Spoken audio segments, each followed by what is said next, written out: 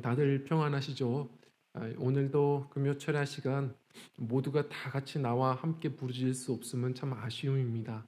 그러나 또한 오실 수 있는 분들은 또 이렇게, 그리고 각 가정에서 또 예배하시는 성도님들 각 골방에서 우리가 같은 말씀 붙들고 또 기도할 수 있는 것도 또 성령의 은혜인 줄 믿습니다. 오늘도 우리가 함께 말씀 붙들고 같이 기도하길 원하는데, 오늘부터는 이 요한계시록 말씀을 함께 나눕니다. 제가 어린아이들과 함께 이제 놀이동산을 가게 되면 요즘에는 솔직히 말하면 겁이 납니다. 놀이기구를 타는 게 젊었을 때에는, 청년 때에는 그게 참 쉬웠는데, 이제 오랜만에 아이들 데리고 가게 되면, 지금도 또 간지도 한참 됐네요. 지금도 그럴 것 같아요. 겁이 나더라고요. 예전에 가보니까. 특히 청룡열차 같은 거, 롤러코스터를 타면 너무 두려운 거예요. 그런데 제가 그렇게 두려울 때마다 하는 행동이 있습니다. 어떤 행동을 하냐면, 먼저 탄 기차 그 승객들을 봐요. 막 비명 지르고 막 그러면서 결국 한 바퀴 타고 돌아왔을 거 아닙니까? 이렇게 들어오는 거 보면 제가 자리를 이렇게 탁 세봅니다. 하나도 안 죽었구나. 자리가 떨어진 사람이 아무도 없어요. 그러면 그제서야 제가 발걸음이 옮겨지더라고요. 무슨 얘기냐? 요한계시록을 많은 분들이 오해합니다. 두려움의 책이 아닙니다. 이 편지의 수신자는 교회입니다. 우리 교회 성도들에게 주신 하나님의 위로예요. 미리 우리의 끝이 얼만큼 영광스럽고 승리의 장면들이 있는지를, 또한 하나님께서 물론 지금부터 저 끝까지 하나님의 구상을 전체를 보여주시면서 오늘을 또 넉넉히 핍박에서부터 승리할 수 있도록 주시는 위로와 격려입니다. 자, 그런데 오늘부터 이 요한계시록을 우리가 함께 나눌 때 먼저 이야기 드리고 싶은 것은, 이 요한계시록을 단어 하나하나를 실제적으로 보려고 하시는 분들이 있습니다. 그러면 요한계시록을 오해하기가 더 쉬워요. 요한계시록은 성경마다 시편은 시가서잖아요. 장르가 다 있는 겁니다. 요한계시록은 역사책이 아닙니다. 계시록, 다시 말해 그것은 분명한 묵시록입니다. 묵시적인 방식으로 이 책이 기록되었음을 먼저 아셔야 됩니다. 그래서 대부분의 단어들은 상징적인 표현들이 많은 겁니다. 내 생물, 바다에서 난 용, 이런 걸 실제적으로 보다 보면 굉장히 자극적인 SF 영화처럼 우리가 보여서 서로 그렇게 보고 싶고 나누고 싶지만, 오히려 그러다 보면 성경이 계시록을 통해 하고자 하는 이야기를 놓치기가 쉽습니다. 묵시록이에요. 주님께서 지금 어떤 일을 이루어 가시고 장차 어떤 일을 이루실 것인지를 하나님께서 계시하는 책입니다. 계시가 뭐냐면, 여기 프로젝트 리모컨이 있죠. 제가 이렇게 하면 안 보이실 거예요. 이 뒤에 뭐가 있어요? 봤으니까 얘기하시죠. 리모컨, 그렇죠? 그런데 제가 만약에 처음부터 안 보여드렸으면 다 모르시죠. 그런데 계시가 뭐냐면, 이 가려놓은 이 수건을 걷어서 보여주다라는 거예요. 없는 게 아니고 하나님께서 이미 다 가지고 계신 계획이에요. 제가 상징이라고 말했다고 해서 요한계시록이 그럼 소설이냐? 그것도 아니에요. 상징적인 표현으로 쓰는 것이지, 하나님께서 가지고 계신 계획을 이제 들춰 보여주시는 거예요. 지금 이 당시가 어떤 때였냐면, 교회가 극심한 핍박을 받을 때죠. 도미티아누스 황제 때인데, 이 당시가 진짜 심각한 핍박이 있었다, 아니다, 여러 말들이 있지만, 아무튼 간에 이 상황들은 상당히 핍박이 있었을 때였고, 요한의 옆에는 그 사랑했던 친구 제자들이, 사도들이 다 순교당했고, 요한마저 반모섬에 유배되어 있는 그 절망의 순간에 오히려 하나님께서, 우리 주님이 어떤 일들을 이루시는 것인지를 미리 맛보여 주신 거예요. 실제적으로 있는 일이지만 요한은 보고도 이걸 사람의 언어로 어떻게 표현하기가 어려운 거예요. 그래서 그가 가지고 있는 모든 지식을 총동원합니다. 예를 들어서 요한계시록을 보면 아마겟돈 전쟁, 곡과 마곡의 전쟁 이런 말들을 많이 하죠. 이건 이미 구약 성경을 통독해 보시면 이제 아실 거예요. 구약 성경이 이미 있었어요. 그리고 이미 또 예언이 되어 있던 것이에요. 다시 말해 유대인들이 딱 들으면 알 수 있을 법한 그들의 역사, 그리고 로마, 그들의 상처와 같은 바벨론의 모든 문화와 신화들, 이 모든 지식들을 총동원해서 그 언어로 지금 써내려가는 거예요. 하나하나를 실제적으로 볼 것은 아니지만 그러나 분명한 것은 주님의 교회들이 요한처럼 초대교회처럼 핍박을 계속해서 받을 것이고 또한 앞으로 그러나 어떤 핍박이 더 거세게 올 것이고 그러나 결국은 최종적으로 승리한다라는 이 이야기를 주님께서 총망라하여 상징적으로 기록해 주시기 시작하신 겁니다. 그래서 이 요한계시록을 보다 보면 이런 내용들이 있죠. 7가지, 7이라는 숫자가 있어요. 3은 하늘의 숫자예요. 삼위일체 하나님, 삼층천. 그러나 이 4는 땅의 숫자죠. 요한계시록에 보면 천사들이 사방바람 이런 얘기가 있어요. 동서남북. 유대인들은 딱 보면 알아요. 이 숫자하면 상징적인 이 숫자들을 개념을 압니다. 그래서 7하면 뭐죠? 7하면 3 더하기 4. 12는 뭐죠? 3 곱하기 4. 이 3과 4가 곱해지고 더해지면 완전수예요. 12제자, 12 곱하기 12, 144, 길이, 그리고 거기다가 많다, 14만 4천. 이 모든 숫자들이 이런 상징적인 수가 있어요. 자, 그래서 결국 하고자 하는 얘기는 7가지 승리를 앞으로 얘기할 것이에요. 7가지 축복을 계속해서 이야기해요. 완전한 승리, 완전한 축복을 이제 이야기해 내려가기 시작하는 겁니다. 힘들고 고생스러운 이 핍박은 초대교회에서부터 지금까지 끊어지지 않아요. 갈수록 반복해서 더 거세질 것이죠.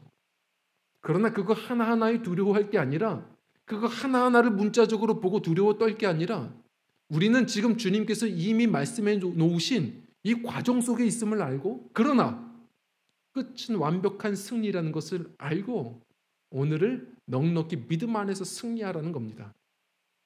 자, 요한계시록은 그래서 묵시록이지만 바로 이 중심 주제, 주인공은 다르지 않아요. 우리 1절 말씀을 다시 한번 읽어보도록 하겠습니다. 1절 말씀입니다. 같이 읽겠습니다. 시작. 예수 그리스도의 계시라. 이는 하나님이 그에게 주사 반드시 속히 일어날 일들을 그 종들에게 보이시려고 그의 천사를 그 종 요한에게 보내어 알게 하신 것이라. 아멘. 자, 누구에 대한 이야기입니까? 여러 이야기들이 앞으로 나오겠지만 이 1절 말씀으로부터 시작하셔야 합니다. 이것은 예를 들어서 적그리스도 이런 거에 너무 집중하시는데 이 다음에 무슨 적그리스도가 어떻게 해서 나올 것이다. 근데 요한일서 말씀을 보면 놀라실걸요. 요한일서는 뭐라고 합니까? 지금부터 계속해서 많은 적그리스도들이 나올 것이라. 적그리스도는 하나가 아닙니다. 우리 지금부터 우리 주님께서 오시는 그날까지 계속해서 주님을 반대하는 그런 자들이 있는 거예요. 이 상징적으로 계속해서 이야기하는 것이죠. 우리가 집중해야 될 대상이 있는데 바로 요한계시록도 성경이에요. 바로 예수 그리스도의 계시입니다. 예수님이 누구냐? 그 예수님, 우리의 교회가 기다리는 오실 신랑 예수님은 어떤 분이냐? 어떤 일들을 이루시느냐? 그걸 이제부터 이야기해 가는 것이죠. 자, 그래서 예전에 웨스트민스터 이 신학대학에서 우리 한국에서도 많은 목회자들 특히 장로교에서 많이들 가시죠. 유학을 가는데 거기에서 요한계시록을 가르치시는 유명하신 예전에 포트리스 목사님이 계세요. 이분이 썼던 책 가운데 왕이 오신다라는 책이 있습니다. 거기서 이런 은혜로운 얘기가 있어요. 한 번은 학생들이 농구에 열정을 내는 거예요. 막 그냥 농구를 열심히 하다가 공이 굴러가서 가봤더니 저 스탠드 한켠에서 수희 아저씨가 계속해서 요한계시록을 보고 있는 겁니다. 그래서 이 신학생들이 아저씨 요한계시록 보시네요. 그거 어려운데요. 저희가 좀 알려드릴까요? 그랬더니 수희 아저씨가 아니요. 저 다 알아요. 네? 다 아신다고요? 이 어떤 건데요? 그랬더니 예수님이 다 이기신대요. 여기에 신학생들이 은혜 받은 겁니다. 다른 건 몰라도 수많은 상징과 어려운 이 표현들을 우리가 스쳐 지나갈지라도 우리가 나누겠지만 우리가 이 첫 구절에서부터 기억해야 할 것, 우리가 주목해야 될 대상은 예수 그리스도예요.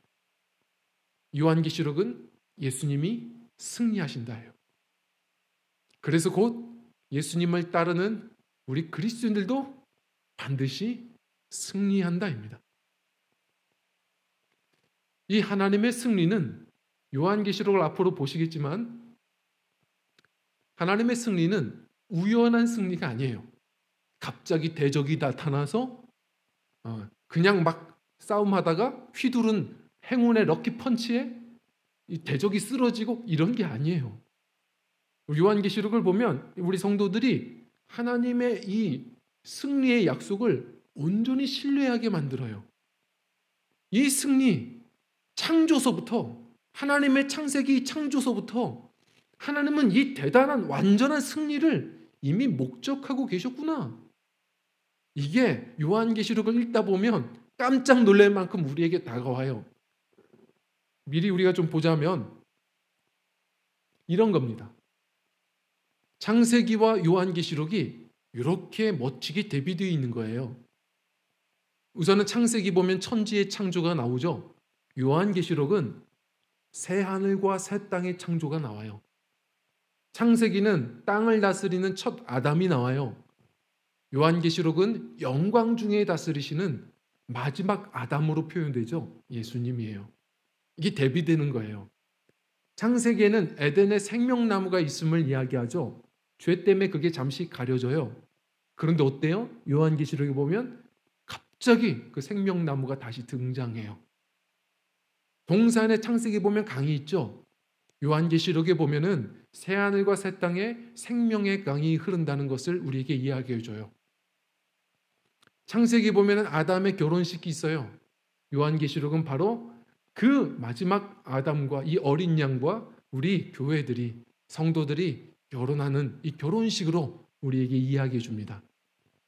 창세기는 사탄의 거짓말이 있지만 요한계시록은 그 거짓말쟁이가 이제 추방된다라고 이야기를 해요. 창세기에서는 죄와 죽음과 저주가 그 사탄의 유혹으로부터 다가왔죠. 그러나 그 모든 것이 요한계시록 보면 그대로 그 표현대로 저주와 죽음, 모든 눈물, 사망까지 다 사라져요. 창세기에 보면 사탄과 그리스도 여인의 후손으로 오신 이를 대결시키죠. 그러나 요한계시록은 이미 예수님의 십자가로 다 이겨놓으셨지만 그 사탄이 마지막 최종적으로 멸망한다는 이야기를 해줘요. 창세기에 보면 그 낙원에서 낙원을 잃어버리는 인간들에 대한 이야기가 나오지만 요한계시록은 그 낙원으로 회복된 복낙원의 이야기가 등장을 해요. 이것은 다시 말해 창세기서부터 성경 전체를 완성짓는 이야기고 하나님께서 이것을 이렇게 표현해 주심으로 인해서 하나님께서는 이런 대단한 승리를 미리 목적하고 계셨구나. 이것은 무슨 말입니까?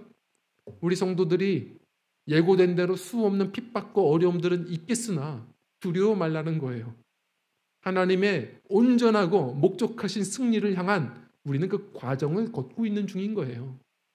두려워하지 말고 막연한 소망을 가지고선 가는 게 아니라 확실한 주의 약속 붙들고 때로는 사도 요한처럼 이리로 올라오라 성령의 음성처럼 때로는 기도하며 우리 또한 성령에 충만하여 그 하늘을 좀 바라보고 그러면서 오늘을 넉넉히 이기며 살아가야 한다는 겁니다.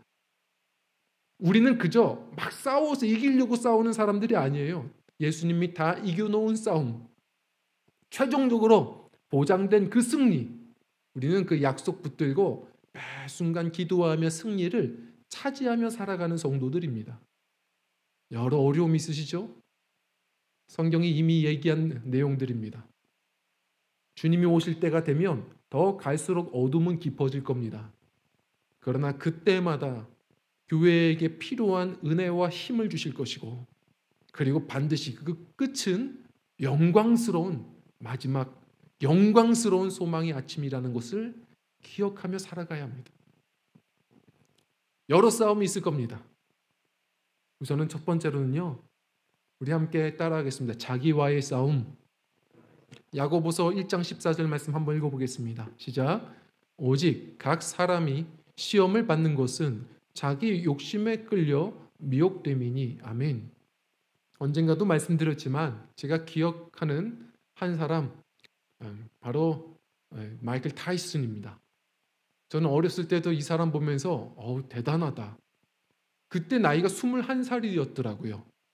21살에 그렇게 큰 키도 아니었는데 21살에 세계 복싱 협회에 세계 협회에서 주최하는 모든 것의 통합 챔피언이 되죠. 이 사람의 주먹이 돌주먹이라는 이름은 들어봤어도 핵주먹이라는 이름 들어봤습니까? 세계에서 그 사람을 이길 사람이 없었어요. 젊었을 때부터 많은 돈을 벌었고요. 그렇게 다들 부러워하는 인생을 살았죠. 그런데 어떻습니까? 그랬던 사람이 결국은 은퇴하자마자 불륜, 마약, 폭력, 결국 전과범이 됩니다. 끌려가는 모습을 보던 한 기자가 썼던 그 내용을 잊을 수 없는데 뭐라고 하냐면, 그는 세계를 이겼지만 자기 자신과의 싸움에서 졌다. 우린 기억해야 합니다. 수많은 싸움이 있지만 정말 힘든 싸움 중에 하나가 자기 자신과의 싸움입니다. 그것을 단지 공부하는 사람들, 사업하는 사람들만의 이야기가 아닙니다. 우리 성도들은 영적으로 내가 오는 그날에 믿음을 보겠느냐 하신 주님의 말씀을 기억해야 합니다. 자만하지 않고 항상 이 영적 싸움에서 승리할 수 있어야 합니다. 우리가 수없는 유혹들이 있습니다. 제가 언젠가 지방에 한 지인과의 약속이 있어서 이제 갔는데요. 도착하자마자 저녁이에요. 그래서 약속 장소로 부랴부랴 이렇게 딱 차를 세워놓고 걸어가는데 후미진 곳에 네온 사인이 밝은 곳에서 예전에 그런 일이 있었어요. 그때가 훨씬 젊을 때였는데 누가 저에게 말을 걸어요. 사장님 하면서 뭐라고 하냐면 새로운 아이들이 있는데 놀다 가시라는 거예요. 제가 깜짝 놀랐습니다. 우선 놀란 게 제가 그때 젊었는데 사장님 소리를 들을 정도는 아니었거든요. 거기에 너무 놀랬고, 또 하나는 가만히 보니까 그런 유흥업소죠. 새로운 아이? 여기도 새신자가 대우받는 곳이에요. 새로운 아이가 왔다고 사람들 그렇게 해서 유혹하는 모습 보고 여긴 이렇게 장사하나? 그런 거 보고도 놀랐어요. 제가 느낀 건 또 무엇이냐면, 아무리 주의하고 조심해도 세상은 조금만 우리가 눈 돌리면 유혹의 거리들이 너무 많겠구나. 사람들이 교통사고 내가 조심해도 나는 것처럼 수 없는 위험들이 요즘에 더 많겠구나. 아니나 다를까 시간이 지나 보니까 이제는 인터넷만 켜도요, 매번 위험 요소들이 많아요. 우리를 유혹하는 유혹의 내용들이 얼마나 많습니까? 점점 갈수록 미세먼지가 많은 것처럼, 뭘 안 했는데도 나갔다 오면 손 씻지 않으면 큰일 나는 것처럼, 바이러스 많은 것처럼 점점 마지막 때가 더할수록 유혹거리들은 넘쳐나요. 그러면 어떡하실래요? 그냥 세상 탓하시겠습니까? 그러나 야고보서는 이야기해요. 욕심이 이렇든 저렇든 많든 어떻든 중요한 건 누구 탓할 게 아니라는 거예요. 성경에서 이야기하는 것처럼 바울 사도가 말하는 게 있어요. 세상은 변화가 있어도 하나님이 우리에게 주신 이 능력은 변함없어요. 성령 충만하라는 거예요. 너희가 육신에 욕심을 쫓지 말고 성령을 쫓아 행하라. 둘밖에 없어요. 우리가 자꾸 성령에 충만하지 않아 문제예요. 성령으로 충만하면 컵에 물이 가득 찬 것처럼 먼지가 아무리 많아도 어차피 먼지는 그 안에 들어갈 수가 없어요. 우리가 이런저런 유혹들을 탓할 게 아니라 마지막 때일수록 더욱더 깨어서 성령으로 충만해야 합니다. 성령 충만한 자들이 이런저런 유혹이 와도 흔들리지 않습니다.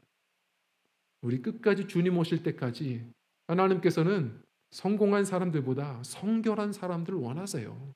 그들을 통해서 일하십니다. 성령으로 충만하셔서 늘 우리 수많은 유혹 가운데서도 물론 또 실수할 수 있어도 또 회개하고, 그러나 성령으로 충만하여 항상 그 길을 걷고 성령을 쫓아 날마다 승리하여 열매 거두는 우리 저와 성도님들이 되셨으면 좋겠습니다. 그리고 또 마귀와의 싸움이 있습니다. 따라하겠습니다. 마귀와의 싸움. 에베소서 6장 12절 함께 읽어볼까요? 시작. 우리의 씨름은 혈과 육을 상대하는 것이 아니요 통치자들과 권세들과 이 어둠의 세상 주관자들과 하늘에 있는 악의 영들을 상대함이라. 아멘. 어떤 성도님들은 그러시겠죠. 아우, 고난과도 싸워야 됩니다. 맞죠? 그러나 사실 고난이 우리 성도를 무릎 꿇게 하는 게 아니에요. 오히려 고난으로 더 기도하며 주님 앞에 나가는 사람들이 많습니다. 중요한 건 작은 고난, 나에게 고난을 주는 바로 그 사람, 그 배후에 일하는 대적을 간파하셔야 합니다. 그렇지 않으면 자꾸 상황 탓하고 자꾸 그 사람과만 싸웁니다. 우리는 그 배후에 어떤 세력이 있는지를 봐야 해요. 그 배후의 그 대적은 작은 고난, 작은 어떤 사람의 한마디를 가지고도 틈새를 열어놓고 우리의 마음을 장난질을 칩니다. 영적인 대적이 있는 겁니다. 보이지 않는 이 싸움, 이 사단과의 싸움. 마틴 루터는 뭐라 그랬냐면 인생은 궁극적으로 사단과의 끊임없는 전투라고 말했습니다. 마틴 루터 하면은 우리가 성경 공부 시작해서 종교개혁자, 지성인 이렇게 생각하실 텐데 사실 마틴 루터는 물론 좋은 교리도 많이 이야기했고 신학 교수이기도 했지만 이 사람은 존 칼빈과는 성격이 좀 많이 달라요. 이 사람은 상당히 많은 영적 경험이 있는 사람입니다. 그래서 기도하면서 영적 체험을 그는 글로도 많이 남겨놨어요. 놀랄 정도입니다. 한 번은 사단이 찾아온 거예요. 이게 자기에게 찾아와서 이렇게 얘기하더래요. 야, 루터야, 너는 죄인이다. 너는 죄인이야. 그래서 2번, 너는 멸망당할 거야. 이렇게 이야기했더니 루터가 했던 얘기가 있습니다. 1번, 동의한다. 나는 죄인이다. 그런데 2번, 틀렸다. 왜냐하면 나는 죄인이지만 예수께서 나를 위해 죽으셨고 내 죄를 사해 주셨다. 그래서 너에게 없는 3번, 너는 거짓의 아비라. 나사렛 예수 이름으로 물러 가라. 대단한 얘기입니다. 성도님들 권면드립니다. 우리가 잊지 않아야 될 것, 이 마지막 때의 영적 싸움이 있는데 이 싸움은 우리가 기도와 또한 동시에 너희들은 뭐라고 말하죠? 전신갑주를 취하라. 그 가운데 뭐라고 말해요? 우선은 마틴 루터처럼 의의 흉배를 가지셔야 돼요. 다른 것은 괜찮은데 심장을 공격해요. 자꾸 우리의 마음을 공격해요. 죄책감으로. 그때마다 불의 화살로부터 우리를 지키는 이 의의 흉배는 내 의가 아니에요. 십자가의 의예요. 나는 죄인인데 사단이 자꾸 우리를 건드린다고요. 너 죄인이잖아. 너 끝났어. 야, 너 고난당하는 거 봐. 하나님 너 버렸어. 그때마다 우리의 마음을 절대로 침범 못하게 해야 돼요. 얘기해야 됩니다. 난 죄인이다. 난 연약하다. 그러나 예수께서 내 죄를 대속하셨다. 십자가의 의로 내 마음 지키셔야 돼요. 자, 그리고 공격의 무기를 주셨어요. 뭐죠? 말씀의 검이에요. 좌우에 날선 검. 그것은 뭐라고 말해요? 말씀의 검, 성령의 검. 이렇게 말합니다. 예수님은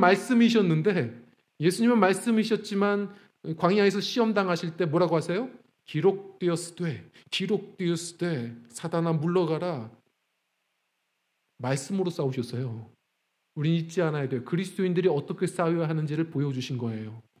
말씀 묵상 안 하면 자꾸 우리 영적 생활들에 문제가 오기 시작해요. 내가 말씀을 묵상하고 아는 만큼 성령께서 기억나게 하시고 검이 되어 이기게 하세요. 자꾸 말씀 묵상하고 사단이 우리를 공격할 때마다 마음도 지킬 뿐만 아니라 자꾸 사단에게 대적하여 말씀을 선포하십시오. 이 마지막 때에 그리 승리하는 믿음들이 되셔야 합니다. 말씀을 정리합니다. 요한계시록 앞으로 계속 나누겠지만 승리예요. 그 승리는 근거가 있는 승리입니다. 예수님께서 이기셨거든요. 혹시 반지의 제왕이라는 영화를 보셨습니까? 이 영화를 보면 이 영화 내용이 참 재미있는데 무슨 내용이었는지가 다 끝나고 나서 설명해 보라고 하면 설명 저는 잘 못합니다. 무슨 신비로운 장면 많아요. 그거 어떻게 다 기억합니까? 그거 어떤 신비로운 장면이 나왔는지 어떤 괴기스러운 어떤 그런 싸움의 장면들은 뭐가 있었는지 골룸인가요? 그 머리털은 몇 개 있는지 이런 거 알 필요 있습니까? 없습니다.